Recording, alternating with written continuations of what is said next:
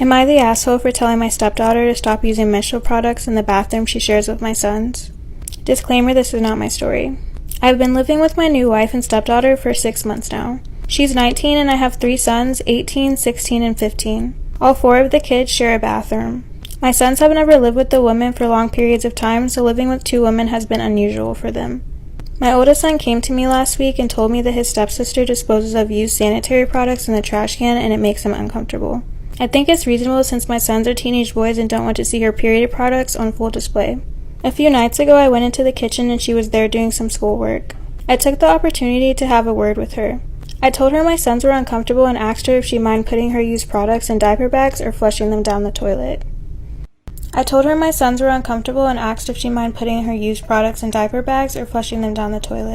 She laughed and told me it was funny coming from a man who sheds like a gorilla and has produced 3 skid-marking sons, which I thought was unnecessary. My son shouldn't be subjected to her unhygienic products if it makes them uncomfortable. She went on a lecture about how tampons can't be flushed and that it's bad for the environment if she uses diaper bags for every one, which I think is just an excuse. I called her a scruff and told her that this was my house and that what I say goes. I later asked my wife if she could have a word with her and she told me I was being ridiculous and that her daughter has had her period for 10 years and knows what she's doing. When I told her it's making my sons uncomfortable, she said my sons need to get a grip.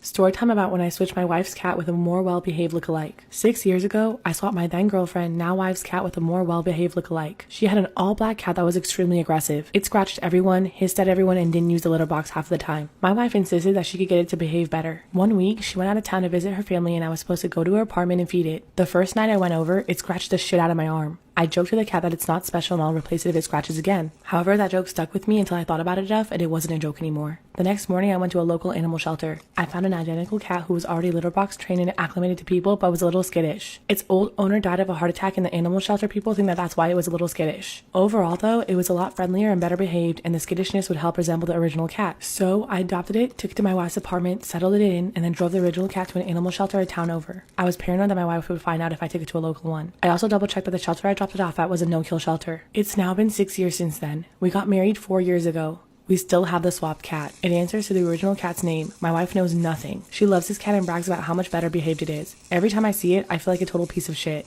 Story time. A few years ago now, I found my socks in the garbage, covered in shit. The guy I was seeing at the time and I had only been dating a couple months. And then he asked me to move in. I know. Too soon. Once I moved in, we'd been taking turns doing different chores around the house. But there was one chore that he wouldn't let me do. The laundry. At the time, I didn't really think much of it because I can't fold worth a fuck and he was actually pretty good at it. But then I noticed that my socks were starting to disappear. Which again, seemed normal enough because I can't count how many pairs of socks I've lost in the dryer. Once I was down to 2 pairs though, I started to get a little suspicious. So, naturally, I took apart our dryer to try and find my missing socks. Nothing but some lint and old change. So when my boyfriend came home from work later that day, I asked him about it. The man went dead silent and then started turning 50 different shades of red. He stormed off into the bedroom and when I followed him, he wouldn't talk to me. But I kept asking, even jokingly, like, dude, where's my missing socks? Finally, he said he didn't know and that he would just buy me some new ones. I was like, cool, new socks, whatever. Probably just ruined them in the wash or something, doesn't want to admit it. So I just gave up and went about my day. That was until I went to take out our garbage for garbage day. When I went to tie up the garbage bag, I noticed a bag that had socks inside of it. And upon further inspection, I realized they were my missing socks. And for whatever reason, they were now covered in shit. Here I am standing there, stunned as a deer in the headlights, holding a plastic bag containing my now shit-covered socks. We didn't own any animals, and we didn't have any children. So I left one person! And when I showed him, he took off. I mean, squealed out of the driveway. Then this man starts texting me, telling me he can explain himself. He just can't do it in person. Fuck, I wouldn't be able to either. How you gonna explain this? He explains to me the reason that my socks are now defiled with his feces. Ever since he was a kid, he has been using his socks instead of toilet paper. 3-ply couldn't do the job. I had to use my socks. He said he ran out of his and planned on replacing mine before I noticed. Boy, I had my shit packed so fast, I was gone before he ever got back. Fucking nasty. Storytime about how my boyfriend gave me sleeping pills before his boys' night out. I had been dating my boyfriend for a year and we always had a pretty trusting relationship. One weekend, he was going to have a boys' night out with his friends and I was going to stay home. However, earlier in the day, we had gone into an argument about how he never checks his phone while he's out or replies to my texts to check in. He said he shouldn't have to check in with me while he's out and I disagreed because I just want to make sure that he's okay. Fast forward to later that night when he's getting ready, I told him that even though we're fighting, I still expect him to keep in touch with me. He agrees this time without putting up a fight and asks me if I want to have a drink with him before he goes. He makes us some cocktails and we drink them together while we wait for his friends to come pick him up. When his friends get there, he kisses me goodbye and leaves. Not even half an hour later, I'm knocked out cold. I remember waking up once just for a second to use the bathroom, but then knocking out again. In the morning when I woke up, he was asleep next to me and I was really confused as to why I slept so much when I wasn't even tired. When my boyfriend woke up, he mentioned how nice it was that I hadn't messaged him and how I must have slept through the night after those cocktails. This raised some red flags and I quickly questioned him about what was in the cocktails. At first, he called me crazy and told me that he didn't do anything to them. However, after about 20 minutes of accusing him, he finally confessed.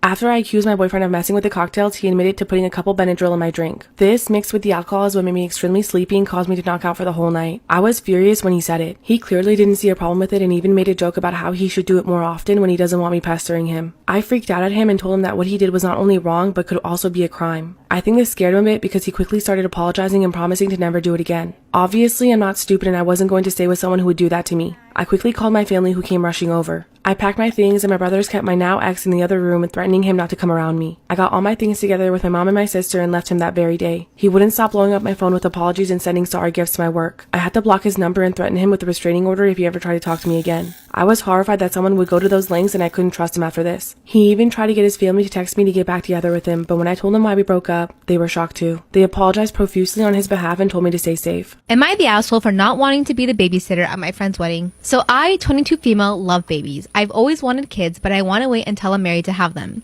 I don't mind watching kids at all, but I dread going to an event and everyone just dumping their kids on me just because they know I like kids. Last month, my friend and a couple of others had lunch together to plan more for wedding. I was at work and I was unable to attend. They decided that since I was okay with watching the bride's child, I should be okay with watching everyone else's kids too.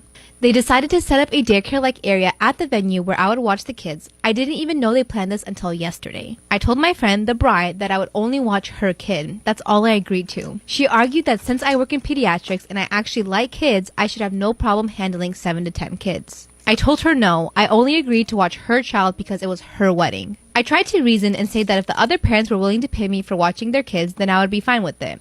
But she said she didn't want to make them pay for something that should be free. Am I the asshole? I kind of feel like one now because she said there are 2 families that aren't coming because they were under the impression there would be free childcare at her wedding, and she's saying I ruined her wedding. Everyone else is telling me just to be nice and help her out because she's already stressed enough.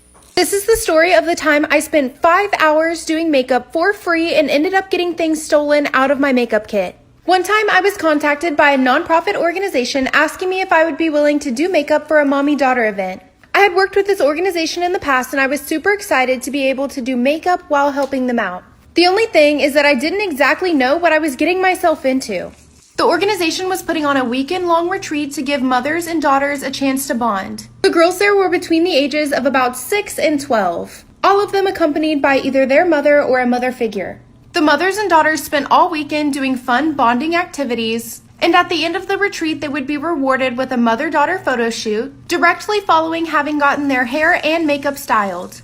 And that's where I come in. Originally, I was told that I would only have to attend the portion of the retreat where I was doing their makeup. But given that I had worked with this organization in the past, I went ahead and volunteered my time for the entire day. Whenever I arrived at the campsite, I was shocked to find that there was over double the amount of people that I had originally been told would be there. They had given me a strict time schedule, and my only concern was making sure that I could fit all of the girls into the time slot allowed for me to do their makeup. I found the director of the retreat and told her about my concern, and that's when she told me that I could start doing makeup whenever I needed to, as long as they were ready by the time the photo shoot started. A couple hours later, I started pulling girls one by one from their activities to come and get their makeup done. Just as I was finishing up the first girl's makeup, the hairstylist that they had asked to volunteer showed up.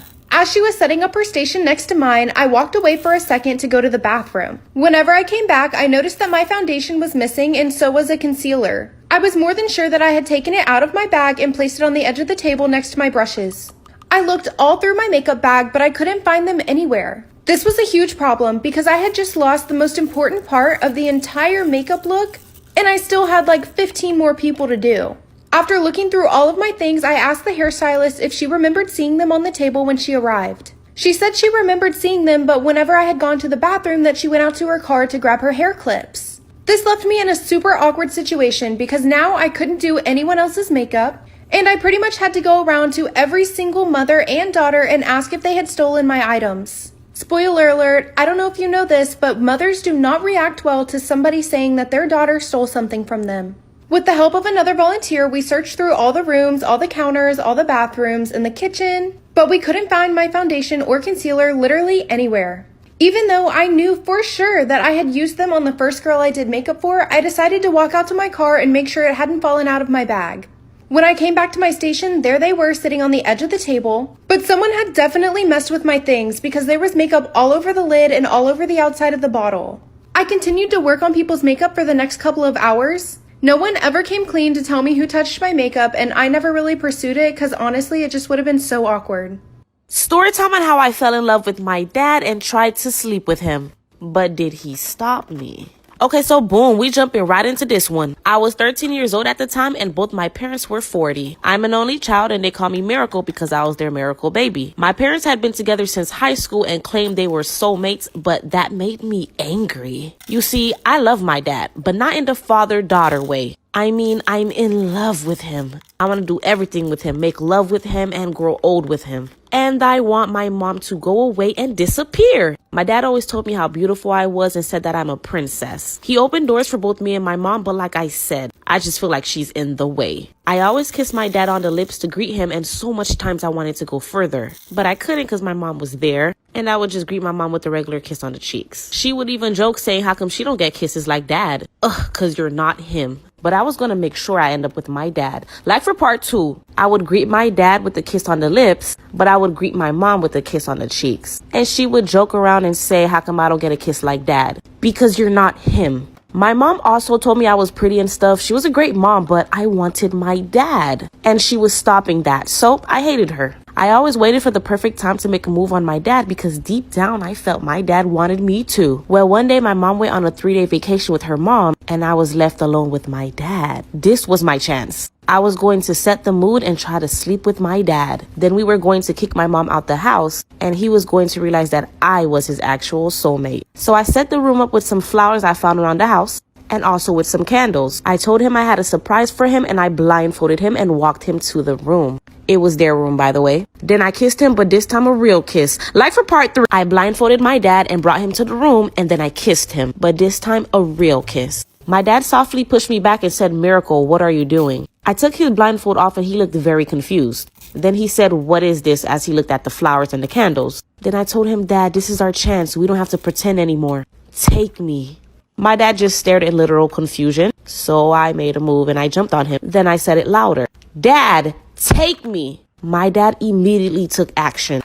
He called my mom and he explained everything. My mom canceled her mini vacation and came back home. My dad was screaming like, what the F is wrong with her? That's disgusting. And to my surprise, my mom said daughters usually fall in love with their dad, but they usually don't take it this far. My mom also said she's obviously sick and said we need to get her some help. Child, like for part 4, my dad called my mom and told her everything that I attempted. My mom canceled her vacation and came back home. My dad was disgusted, but my mom was really more understanding. My mom said that I was obviously sick and needed to get some mental help to get past this. Did I mention my parents had a very healthy relationship? That's why they call each other soulmates. Well, I went to mental health programs, therapists, and all that good stuff for the next 5 years. Now I'm 18 and I don't love my dad in that way. And I actually find myself absolutely crazy that I even was thinking that way when I was 13. I'm 18 now with a boyfriend and my parents still treat me like I'm their daughter. But one thing's for sure, my dad never allows us to be in a room alone together.